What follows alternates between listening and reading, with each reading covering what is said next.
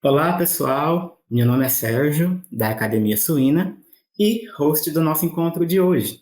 Então, mais uma vez, sejam todos muito bem-vindos ao nosso encontro, à nossa live do Produto Nacional.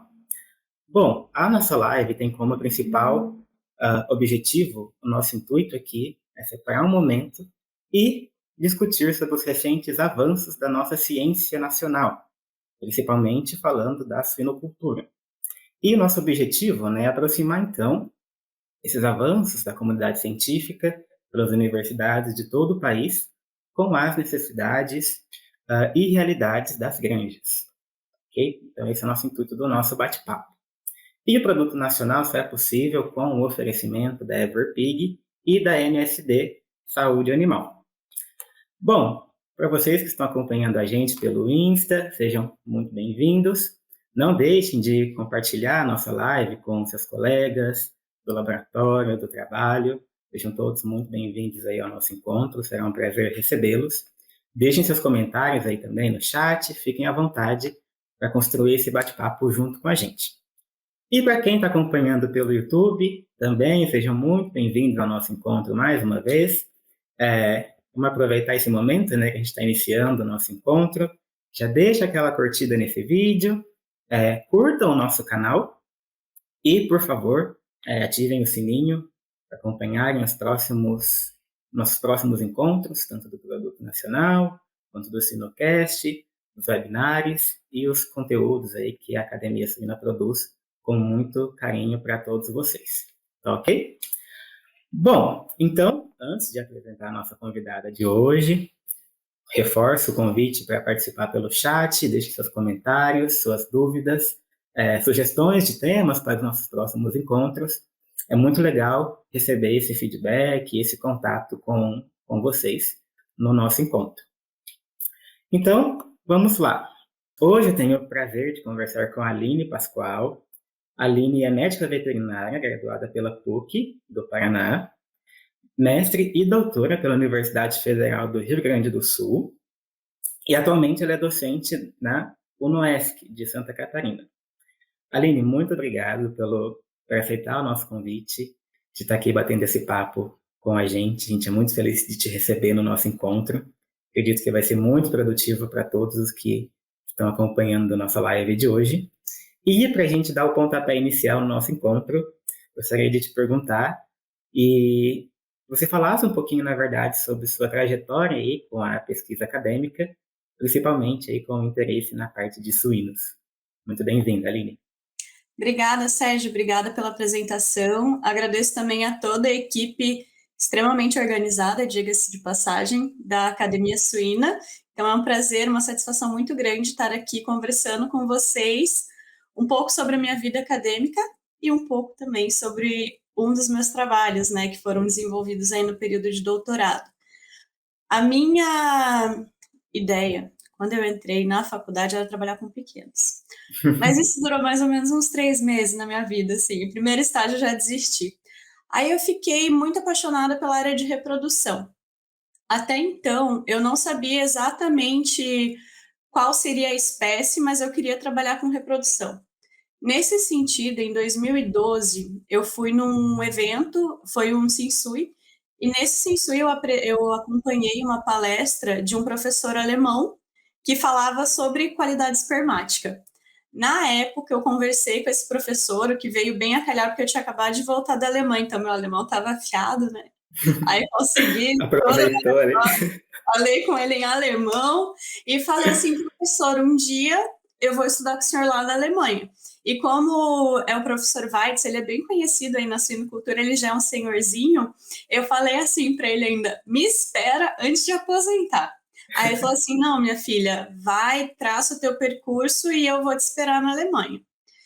Nisso, ele me apresentou para o professor Ivo Ventes, que foi meu orientador no mestrado, e para o professor Fernando, que inclusive também fez um período de sanduíche lá na Alemanha, na mesma instituição que eu. Aí ficou decidido em 2012 que eu queria trabalhar com suínos. A partir do momento que a gente desenvolve um sonho, eu sou muito crente de que se a gente não vai atrás, a gente não alcança, mas que se a gente vai passo a passo, uma hora a gente chega lá, nem que demore um pouco. Então, o que que aconteceu? Eu conversei com o professor Ivo, passei a fazer estágio no setor a cada 6 meses, né, nas férias, e fiz depois o meu estágio curricular, a minha seleção para o mestrado. E quando eu fui fazer o doutorado, foi uma época que as bolsas ficaram extremamente escassas. Então, eu conversei com o professor Ivo, conversei com o professor Fernando, e nós decidimos que eu faria, então, doutorado no Brasil, com um sanduíche na Alemanha. E o que deu certo, que aí vem a sorte, foi que na época, então, para doutorado sanduíche, teve um edital e nós apresentamos um projeto, foi um edital bastante concorrido, mas conseguimos, e daí eu fiz um período sanduíche na Alemanha. Inclusive, esse trabalho que eu vou conversar com vocês hoje, Sérgio, ele foi desenvolvido, a maior parte dele foi desenvolvida lá. Então, acho que, de forma bem resumida, essa aí é a minha trajetória acadêmica. Bem, bem legal. Eu acho que é interessante a gente falar que essa experiência internacional faz parte da vida assim, de muitos pós-graduandos e tende a Uhum, somar muito assim, na nossa experiência profissional e acadêmica, inclusive. E eu gostaria até de perguntar para você assim, como que foi essa experiência de conhecer um novo sistema, acredito que muda um pouco como a gente produz suínos aqui no Brasil, e como isso uhum. agrega para você ter essa visão mais crítica da produção suína como um todo. Uhum. Acho que não só com relação à produção de suínos, que aprendi muito lá, mas uma coisa que ficou muito clara foi que eu já estava aqui no Brasil, no setor onde eu me desenvolvi, né? Fiz o mestrado e o doutorado há muitos anos. E quando eu fui para a Alemanha, além de quebrar, no sentido da gente ter uma cultura nova, eu saí completamente da minha zona de conforto. E acredito que o pessoal da equipe da Academia Suína deva ter isso como um pressuposto básico, né? A gente precisa Uhum. sair da zona de conforto para evoluir. Como eu acompanho vocês, eu sei que a equipe de vocês tem bastante isso aí enraizado. E foi o que aconteceu. Saí da minha zona de conforto porque eu falei um idioma que eu não tinha prática. Então, de 2012 até 2018, eu já tinha perdido o alemão. Além disso, a Alemanha tem uma cultura de trabalho muito diferente. Então, aqui no Brasil, nós temos grupos de trabalho grande, grupos de trabalho bem grandes. E lá Uhum. era eu comigo mesmo. Então, eu desenvolvi vários experimentos lá e metodologia eu delineava e conversava com minha professora e depois ela falava assim: você fez um mês de treinamento, agora se vira. E tinha que se virar. Então, qualquer problema que dava, eu tinha que achar soluções e não tinha muito apoio, porque ali, como a gente tem, aqui no Brasil, a gente tem equipes maiores e um mastermind muito Uhum. grande. Lá era basicamente eu, a minha professora e mais 2 alunas só. Não tinha estagiário, não tinha nada.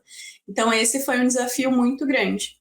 Além disso, também na Alemanha a pesquisa ela é muito mais aplicada biologicamente. Então, aqui no Brasil, como a gente tem muitas granjas parceiras nas quais a gente consegue desenvolver experimentos bastante práticos a campo, lá as granjas não deixam entrar.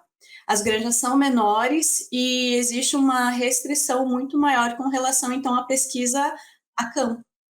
Então, a gente acaba fazendo muito mais na parte de biologia mesmo, como biologia espermática, que foi o que eu trabalhei bastante, né? Então, é meio que uma outra direção de estudo. Nossa, excelente. Eu, particularmente, gosto muito de falar sobre isso. Se deixasse, a gente ia ficar horas aqui falando Conta aqui dessas experiências. meter sim. Mas vamos focar no trabalho, né? Hoje a gente selecionou um dos trabalhos da Aline, ela tem vários nesse sentido. A gente não vai conseguir falar de todos. A gente selecionou um deles, que é bastante recente. Esse trabalho, né, foi publicado em inglês. A gente fez uma tradução aqui do nosso jeito, como determinação de uma taxa de resfriamento para doses de sêmen de suínos livres de antimicrobianos armazenados a 5 graus Celsius. Esse trabalho ele foi publicado na PLOS ONE, que é uma revista muito interessante, interdisciplinar, que recebe artigos de excelência, e foi publicado no ano passado, em junho. Então, é bem, bem recente. A gente está trazendo ele para discussão por conta disso também. Eu gosto muito, assim, né? Eu não entendo muito da questão de reprodução, principalmente de machos, mas acho muito interessante esse tema. Principalmente porque eu vejo que a gente destina muito conhecimento para a fêmea, para a produção em si, e carece um pouco de pesquisa científica para o macho. Lógico que a gente já avançou muito assim, em questão de pesquisa, mas ainda temos um caminho muito grande de respostas que precisamos para otimizar esse processo. E um deles, né, que me chama a atenção é essa temperatura, né? Principalmente uma temperatura de conservação de 5 graus, acredito que não seja comum. Então, eu peço que explique um pouco para a gente do porquê trabalhar com essa temperatura, né, para a conservação do sêmen. Claro, antes de dizer por que exatamente as temperaturas, que é muito importante apontar que atualmente, não só no Brasil, mas no mundo, a temperatura de armazenamento das doses inseminantes não é 5 graus, ela é 17. E o que acontece? O processo de coleta de sêmen, ele não é estéril. Então, a gente trabalha com material que tem bactérias. Bactérias que podem ser patogênicas, bactérias não patogênicas. Então, atualmente, existe uma estratégia extremamente necessária, não negociável, para as doses que são armazenadas a 17 graus, que é a utilização de antimicrobianos. Qual que é o grande desafio que a gente vive hoje, um dos grandes desafios que a gente vive hoje quando a gente pensa em saúde única? Resistência bacteriana.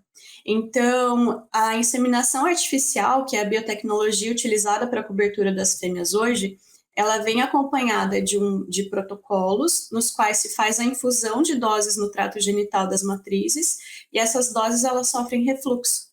Esse refluxo da dose ele pode chegar até 90%, Sérgio. Então, o que acontece? É um material biológico com antimicrobiano sendo depositado diretamente no ambiente. Qual que é o problema disso? Dentro do laboratório, a gente tem bactérias que coexistem com desinfetantes e antimicrobianos, desenvolvem resistência, aí elas entram em contato com aquelas bactérias que estão no ambiente e elas translocam, elas vão transmitindo a resistência de uma para outra, né? As bactérias aprendem a resistência entre si. Então, o que acontece? Devido a esse problema de saúde única, se busca hoje na suinocultura estratégias para que a gente consiga reduzir ou substituir o uso dos antimicrobianos. Pensando nas doses inseminantes, algumas estratégias incluem a utilização de peptídeos, substâncias peptídicas, alguns aditivos, mas uma estratégia que está sendo bastante aprimorada, eu diria, que já parece ser possível, é o armazenamento a 5 graus. Por quê? Porque a gente baixa a temperatura e da mesma forma que a gente vai fazer um resfriamento para baixar o metabolismo dos espermatozoides, a temperatura de 5 graus ela consegue baixar o metabolismo das bactérias e a gente consegue, então, manter essas doses armazenadas por um tempo superior sem que haja o crescimento esperado, porque o sêmen, igualmente, ele vai ser contaminado, não, mas ele vai ter bactérias. Então, com essa temperatura, a gente retira o antimicrobiano e promove aí um armazenamento pouco contaminado. É a expectativa, pelo menos. Excelente, Aline. Acho que você deu um panorama bem legal assim, para a gente de onde estamos caminhando com essas tecnologias para a conservação de sêmen. Temos alternativas, como você comentou, né? E aproveitando, pegando o gancho disso, gostaria de te perguntar o que vocês viram de lacuna para propor esse trabalho, o que vocês questionam a partir desse trabalho que vocês desenvolveram. Uhum. Claro que eu falei para você um aspecto muito positivo do resfriamento a 5 graus, que é a redução da proliferação bacteriana. Mas se fosse tão fácil, isso já estaria sendo aplicado há muito tempo. Porque o que acontece? Devido à composição da membrana espermática, os espermatozoides, de forma geral, eles são sensíveis ao resfriamento. Mas se você for pensar, por exemplo, na espécie bovina, a gente consegue criopreservar, ou seja, congelar o sêmen, e a gente consegue ter aí ainda taxas de fecundação altas. Por que a gente não congela o sêmen suíno? Porque ele é muito mais sensível ao resfriamento do que as demais espécies. Por quê? Por causa da composição de colesterol na membrana do espermatozoide. Então, o que acontece? Isso gera um desafio muito grande, porque a membrana espermática ela se desestabiliza muito rápido, e é como se a gente tivesse uma membrana que, na hora de se desestabilizar, ela começa a abrir frestas. Essas frestas, elas fazem o que? Elas aumentam a fluidez da membrana do espermatozoide. Então, ele começa a perder algumas substâncias que ele deveria perder só lá na hora de ter as reações que acontecem na fecundação. E o espermatozoide suíno, ele transita, ele se desestabiliza muito fácil. Então, por isso que o desafio de manter a temperatura de 5 graus é muito alta. Qual que é a estratégia para que a gente consiga, então, fazer esse armazenamento? A gente precisa determinar curvas que não sejam tão agressivas ao espermatozoide. Aí você me falaria assim, então, Aline, a gente pode fazer uma curva bem lenta. Só que qual que é o problema da curva lenta? Que daí a bactéria não vai estar tendo o desafio do antimicrobiano.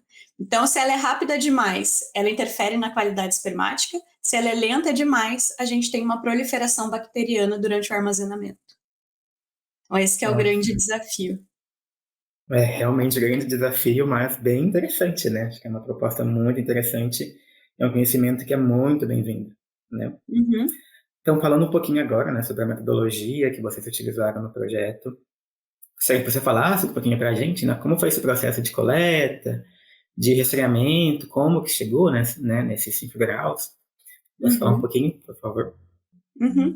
A nossa ideia, quando a gente desenvolveu esse projeto, era tentar utilizar diferentes curvas de resfriamento que fossem aplicáveis na prática. Então, o que a gente tem hoje numa central de inseminação artificial? A gente tem as doses sendo coletadas, depois elas ficam por um período armazenadas ali a temperatura controlada de 22 graus, mais ou menos, que é a temperatura do laboratório. Depois elas são armazenadas a 17 graus. Qual que foi a nossa ideia? A gente precisava desenvolver diversas curvas, simulando, por exemplo, se eu fizesse a primeira coleta agora e deixasse até o final da manhã essas doses a 22 graus, depois fizesse o armazenamento a 5 graus, eu teria bons resultados? E aquela última dose que está sendo produzida no dia? Será que eu poderia, ou no período, eu poderia, por exemplo, fazer agora a diluição dela e colocar 5 direto? Então, esses foram os cenários que a gente pensou, e para isso, então, a gente determinou diferentes curvas de resfriamento. Para que houvesse uma aplicação fácil, o que a gente utilizou? A gente utilizou caixas de papelão. Essas caixas de papelão, elas podem ser compradas em diversas empresas, né? Até empresas de embalagem. E o que a gente fazia? A gente alterava o volume de doses, ou seja, o número de doses dentro dessas caixas de papelão, para que a gente tivesse uma maior ou menor circulação de ar, e essa circulação de ar é que ia promover o resfriamento. Então, nós tínhamos caixas de doses grandes, com 35 doses. Essas caixas, elas ficavam de 6 a 0 horas a temperatura ambiente. Nós tínhamos caixas que ficavam de 4 horas, 2 horas, para a gente ter as curvas intermediárias, e depois, então, a gente avaliava a qualidade espermática. A gente também tinha caixas menores, e o princípio era o mesmo, né? A gente pegava essas caixas menores, que a gente teria, então, um volume menor de doses. Com um volume menor de doses, a gente entende que o resfriamento é mais rápido, e daí a gente mudava a quantidade de doses para ter essa questão do fluxo de ar e diferentes taxas de resfriamento em caixas grandes, pequenas. E tivemos também um grupo que a gente não usou isolamento nenhum. Fizemos a produção das doses e foi direto para 5 graus. Então, a gente fazia coleta de sêmen pelo método da mão enluvada, não tínhamos uma coleta semiautomática.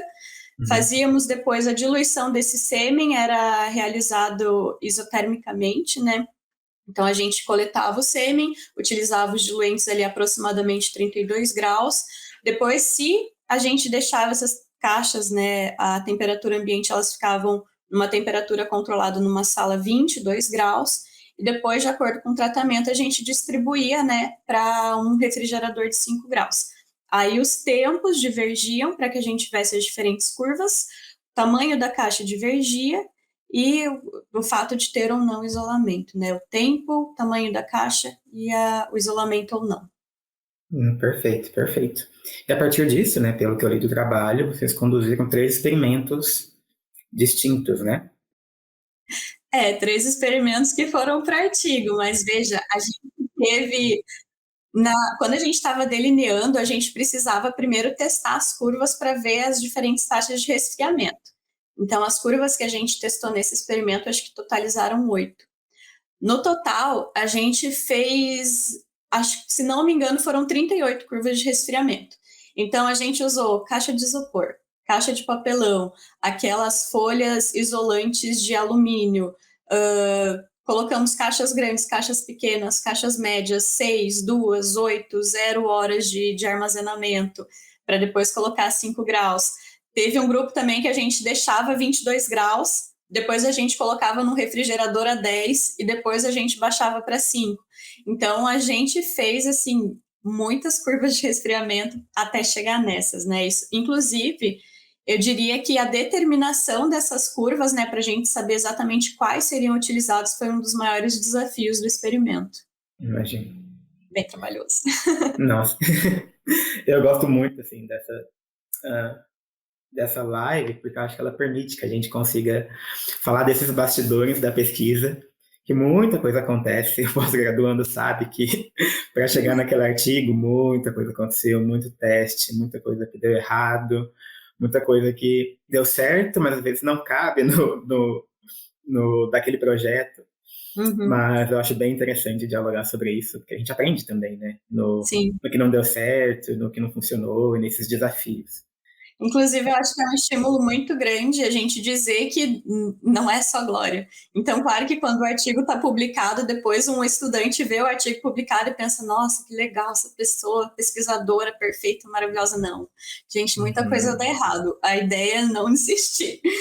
Vai até finalizar, porque problema a gente sempre tem, né? Tem que lidar com ele.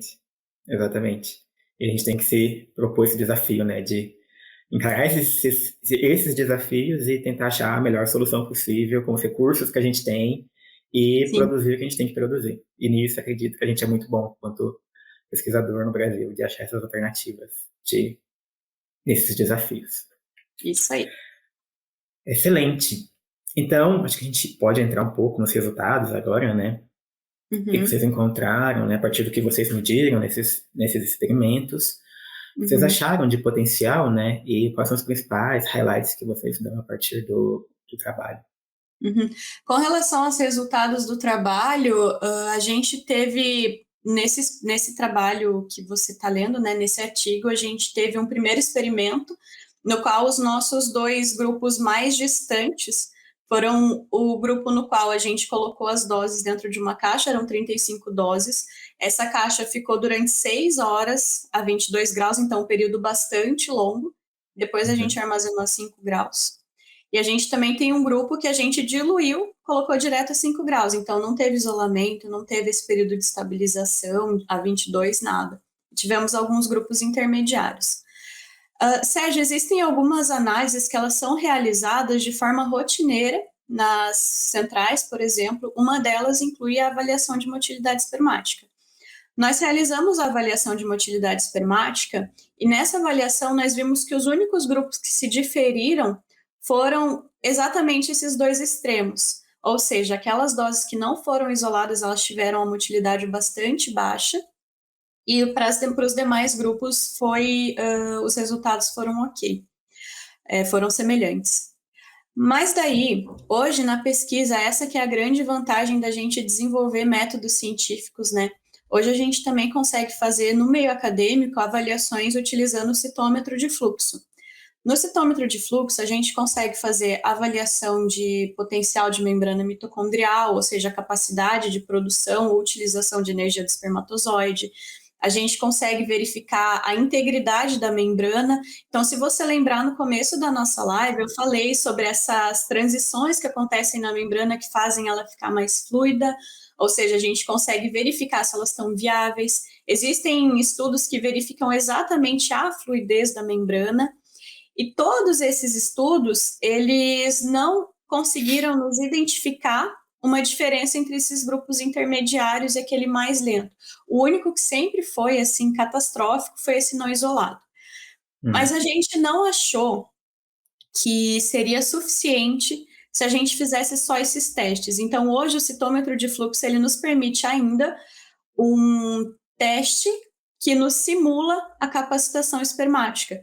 Então, o que que a gente faz? A gente produz um meio bastante semelhante, né? A gente simula o meio uterino e a gente coloca os espermatozoides nesse meio por diferentes tempos para verificar qual foi o percentual de espermatozoides que teve uma responsividade, ou seja, que teve uma capacitação, que seria como se eles capacitassem no ambiente uterino, né? No trato reprodutivo da fêmea.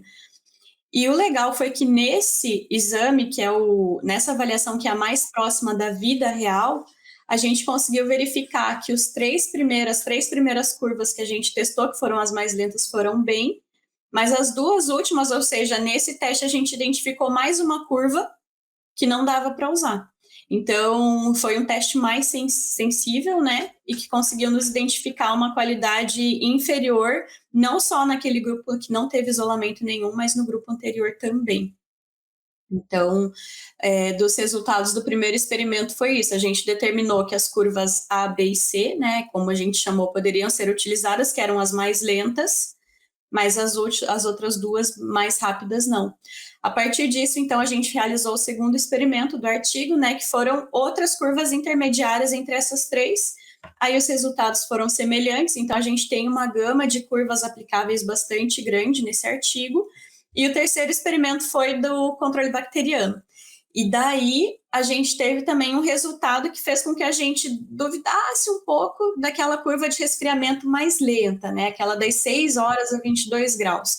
Por quê? Porque nas 72 horas a gente teve um crescimento bacteriano bastante grande em uma das amostras desse grupo. Então, não consideraria que seria um valor, um resultado negativo, porque a gente não identificou essas bactérias como patogênicas, mas era ali um fator de risco, né? Então, desses resultados, desses 3 experimentos, a gente conseguiu determinar 5 curvas ótimas aí para resfriamento, que podem, inclusive, ser bem aplicadas hoje na prática. Excelente, Aline. Aqui, né, como nosso momento é curto, a gente está falando dos resultados, mas convido vocês a lerem o artigo. A Aline, a equipe dela, discutiu de uma forma muito legal todos os gráficos, com os tempos, tá lá, tudo certinho. Os resultados também muito bem explicados. Então, fique à vontade para acompanhar o material por lá também. Tá muito legal, tá? Concluindo, então, Aline, nosso bate-papo, acho que é interessante discutir essa questão da prática, né, que você trouxe, o que é viável a partir dos resultados que vocês tiveram, e o que o estudo também abre de potenciais novos estudos, porque é um resultado que é interessante, tanto científico quanto prático, e acho que abre um potencial aí para aprimorar, encontrar novas coisas. Entender um pouquinho a sua visão quanto a isso. Sim, na verdade, existem algumas particularidades que estão associadas ao estresse do espermatozoide. Uma coisa que gera um estresse muito grande, com certeza, é o resfriamento. Então, esse primeiro trabalho que a gente realizou foi basicamente direcionado ao resfriamento. Mas quando a gente terminou o experimento, a gente começou a pensar nos outros desafios que esse armazenamento a 5 graus teria, né? E a gente chegou, assim, um desafio clássico é o transporte. Então, depois desse trabalho, nós realizamos mais um experimento que gerou um outro artigo que nós publicamos, acho que faz uns 2 meses, sobre esse armazenamento a 5 graus de doses submetidas a simulações de transporte. Então, esse foi um desafio que a gente encontrou e já, de certa forma, sanamos. E uma outra característica que nós observamos, isso ainda a gente não conseguiu determinar muito bem, é que parece, Sérgio, que os espermatozoides, dependendo do macho, né, que produz os espermatozoides, eles aceitam ou não o armazenamento a 5 graus. Então, parece para a gente que existe um efeito individual. Parece assim, a gente acredita muito que existe um efeito individual. Isso a gente ainda não conseguiu estudar de forma tão aprofundada. Mas é aí um desafio ainda para esse armazenamento a 5 graus. Perfeito. Só que o pessoal vai estar interessado, esse segundo artigo está publicado, né? Você comentou. Aonde? Está publicado na Therio Genology. Excelente, pessoal. Então, quem tiver interesse, fique à vontade para acompanhar esse artigo também. Já anotei aqui, porque com certeza eu quero aprender mais sobre isso. Aí. Aline, a gente está concluindo, então, nossa live de hoje. Te dou parabéns pelo trabalho, parabenizo a equipe também, né, que conduziu e escreveu, desenvolveu o trabalho junto com você. Bem legal mesmo, a gente aprende muito com isso, todos, assim, tanto quem é da área quanto quem não é tão na área assim. Acho isso fenomenal. Mais uma vez, deixo o convite para o pessoal, ler o trabalho, tanto esse, tanto que a Aline está produzindo também, tem muita coisa legal. E qualquer dúvida que vocês tiverem, usem o chat aqui do YouTube, do Insta, para comunicar com a gente. Qualquer dúvida a gente repassa para a Aline também. E a gente mantém esse bate-papo aí, além da nossa live. Então, Aline, mais uma vez, muito obrigada por aceitar o nosso convite. Sou eu que agradeço, Sérgio, a você e toda a organização, toda a equipe aí da Academia Suína. Legal. Gente, então a gente se encerra por aqui, nosso encontro de hoje. Lembrando, o produto nacional é um oferecimento da Everpig e da MSD, Saúde Animal. Nos vemos novamente no próximo mês. O nosso encontro é mensal. E até lá, pessoal. Muito obrigado pela presença de todos. Tchau, tchau.